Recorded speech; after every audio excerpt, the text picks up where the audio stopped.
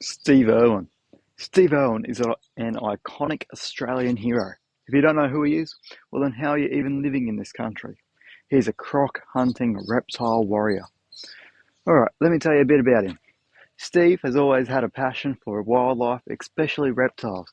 At the young age of 6, he caught his first poisonous snake, a brown snake it was, and he quite often arrived late to school after convincing his mum to pull over so he could save a lizard passing by or something like that. By the time he was 9 years old, Steve was jumping on and wrestling small problem crocodiles that were hanging around boat ramps and getting them back in the dinghy.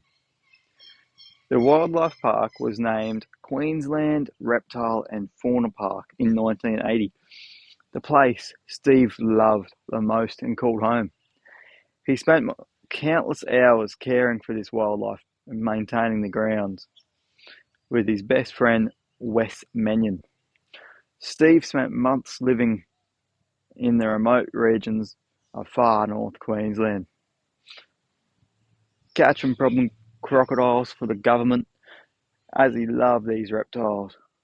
On October the 4th, 1991, Steve took over as the park manager.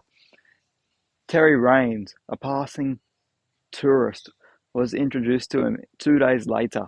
They got married in Ergon Origin on June the 4th, 1992.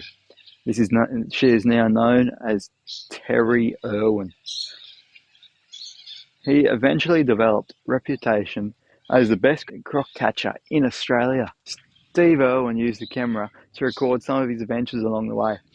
When he showed one of his tapes to a producer at Australia's Channel 9 network while working as a consultant for a TV commercial, the producer immediately suggested turning him into a documentary.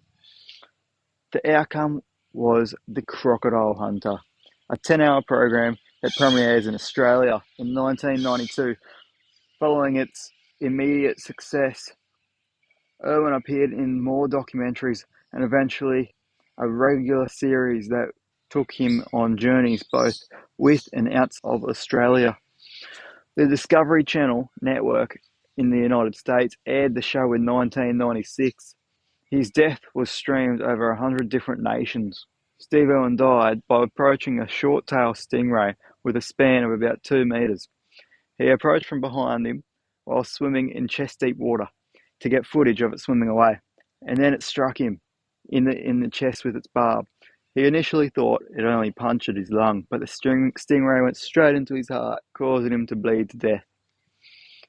Every chance he had to introduce his children, Bindi and Robert, to his passion for wildlife was treasured.